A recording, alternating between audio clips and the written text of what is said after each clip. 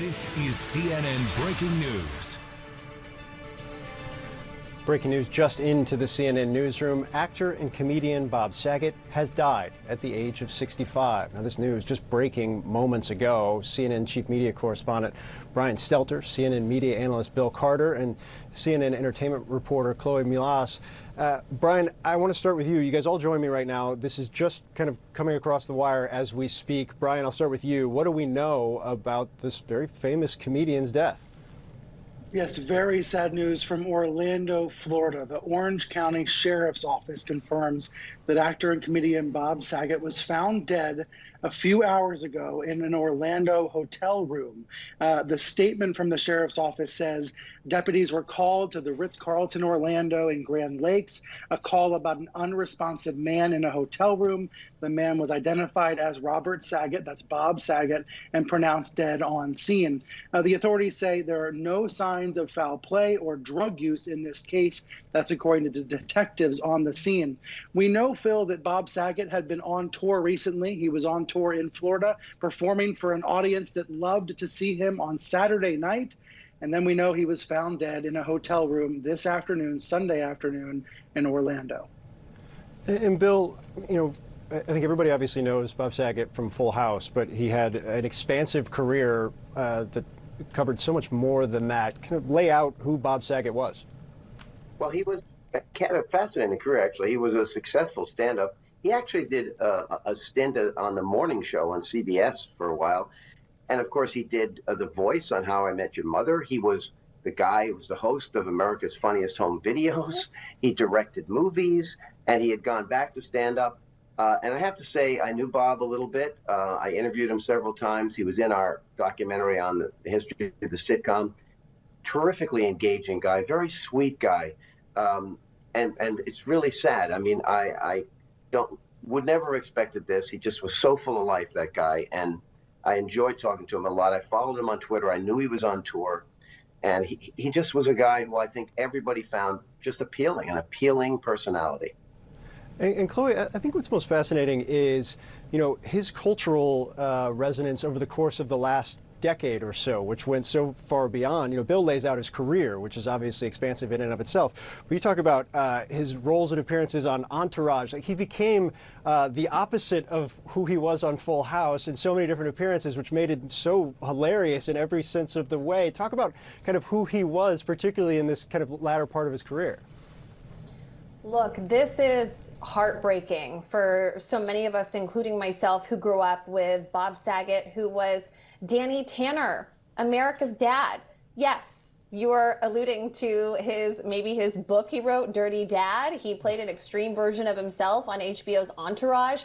He had really dirty humor. And the people that went to his comedy shows, his stand-up comedy shows, like Brian Stelter was talking about how he was, you know, touring all over Florida, that's what they turned up for. His profane, vulgar sense of humor, the antithesis of America's Dad. But I think that juxtaposition right there is just what made Bob Saget such an interesting individual. But he had a real resurgence with the Netflix reboot of Fuller House, where a whole new audience of people fell in love with Bob Saget. His sense of humor, I've been scrolling on Twitter for the last few minutes to see if any of his co-stars like Lori Loughlin, Candace Cameron Bure, the Olsen twins, nobody yet has posted anything about his death.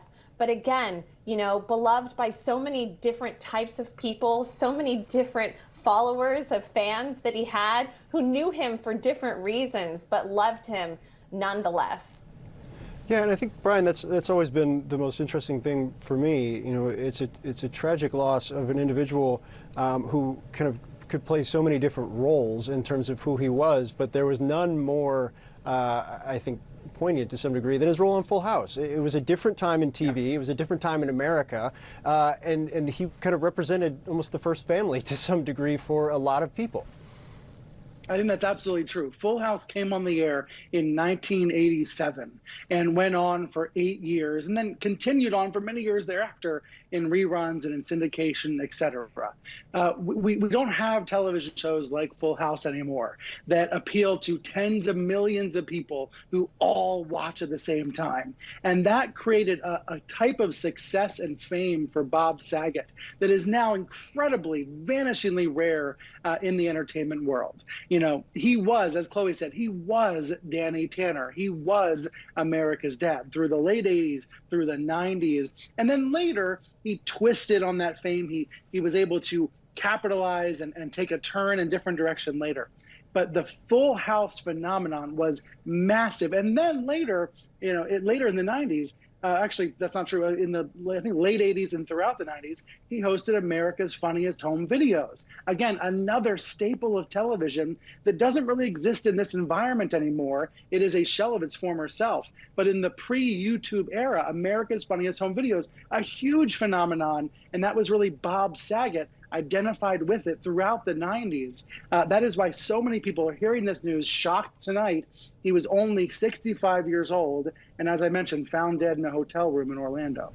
Yeah, and Bill, I want to jump off that, and obviously Brian gets back to the critical point here, a tragic loss, a tragic death of Bob Saget, but he was kind of an ever-present figure in living rooms.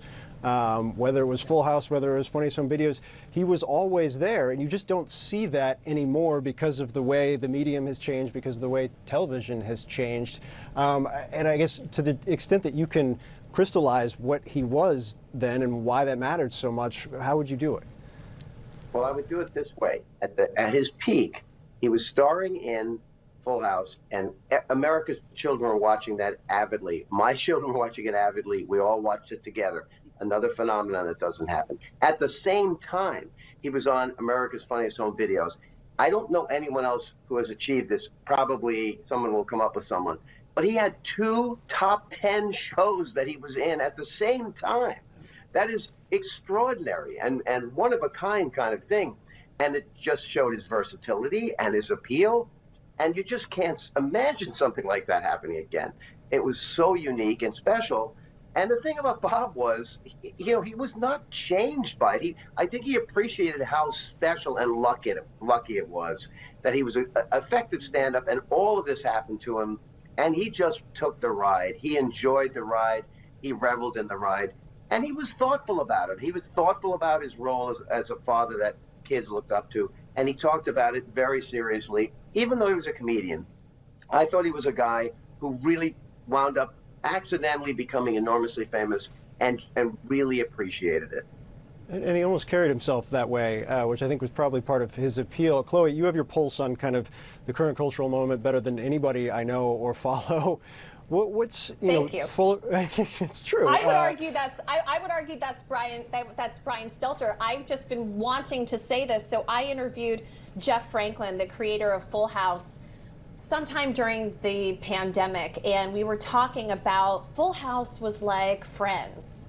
And I don't want to get emotional here, but like, I was 1 year old, right, in 1987. I'm the same age as the Olsen twins, for context. I'm 35. I grew up watching both of the shows that Bill is talking about with my family in front of the television set with our bunny ears, trying to get the signal to work, right? So that was, those are my peers, right? And so Danny Tanner was my dad. He was everybody's dad, right? And so Jeff Franklin, the creator of Full House, was telling me that, it was this cultural phenomenon where people in other countries learned English by watching Full House, right? That this wasn't just some show that we watched here in the United States. This was something that was playing on for years in syndication and reruns all over the world.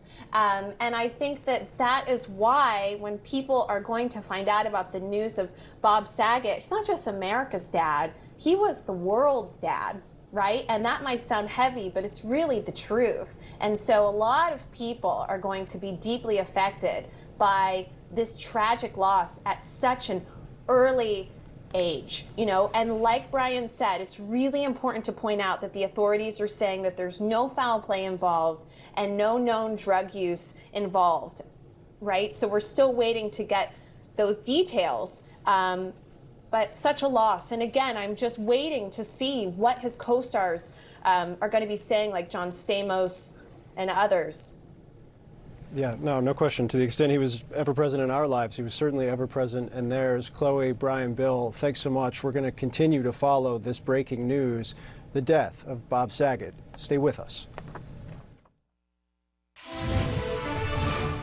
Welcome back to CNN Newsroom, where the breaking news is Bob Saget. He was on Full House, the dad, America's dad to some degree, America's funniest home videos, a comedic legend, somebody whose career spanned decades and was a permanent fixture in American consciousness to some degree, has died. He died at the age of 65. He was found unresponsive in an Orlando area hotel room, according to the Orange County Sheriff's Department. The cause of death is still unknown, but according to the Sheriff's Department, there were no signs of foul play or drug use. We will keep you updated as we get more reporting on that front. But for now, I want to bring back in my panel. I've been kind of walking through what Bob Saget meant over the course of his career, not just in the entertainment industry, not just in Hollywood, but I think to the country to some degree, in a more nostalgic, very different era of television. Brian Stelter, Chloe Milas, and Bill Carter. And Bill, you mentioned that you knew him a little bit. You certainly ran in circles with folks who dealt with him, knew him well.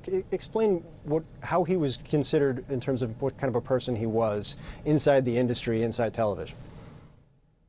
I think if you look at even the tweets you're seeing now, he had a huge amount of goodwill. I mean, the guy really did build up a lot of goodwill because he was a star who never acted like a star. He was just a working comic who got a great break and enjoyed the heck out of it. You know, I met him a few times when he was on Full House and then later in his career. And then I really had a long talk with him when he came on my Sirius radio show when I had that. And you know, he would talk about things like how when he was on Full House, the girls kind of looked at him as the dad on the set, and he really took that really seriously. And I know he wound up advising them and talking to them. And obviously there were issues with some of the girls. You know, Jodie Sweetin had issues later in her life, and he connected with them. He stayed with them. He felt a real bond with them because it came naturally to him. I think it really did. I mean, you know, he was I don't think he was a deep guy in that sense, but he was a feeling guy. He felt empathy toward a lot of people, and I think that makes you a great comedian, by the way, if you're able to do that. But interestingly, his life was not unlike the life of Danny Tanner in this sense. He had 3 daughters. Danny Tanner had 3 daughters. He had been a TV morning show host. He was a morning show host on the show. So he had sort of this connection that really resonated with him. And I think it made him even more conscious of the role he was playing as a dad to these girls who were, in fact, motherless on the show. And one of the crazy things about that show, as he mentioned to me, is that it was based in tragedy. And it became this very broad comedy that, you know, little kids loved. They loved it. They would never miss it. And that's a pretty unique and special thing that happened there. Yeah, a staple in everybody's lives. Bill, you mentioned some of the tweets. I want to read some of them now. Moments ago, comedian Jon Stewart sent his condolences, writing, Bob Saget, just the funniest and nicest. Andy Cohen tweeting, he had the biggest heart and wore it on his sleeve. He was so generous with his feelings. A mensch. Hashtag Bob Saget. And Joel McHale just wrote, I am so shocked at Bob Saget's passing. One of the most kind and thoughtful people I've ever come across. And he just happened to be one of the funniest on the planet. I will miss you so much, Bob. Love you, dear friend. I am so sorry, Kelly Rizzo and the rest of the family. Look, moments ago, Bob Saget's Full House co-star. We're going to keep kind of following the responses right now. Again, this is happening in real time, and I think people are grappling with it as it happens and as we get more information. Obviously, an individual who resonated inside the industry, inside television, inside the country for a lot of people, and whose career wasn't just the late 1980s and mid-90s. It was really consistent and continuous through several different phases. We're going to have so much more after this break. Bob Saget, dead at 65.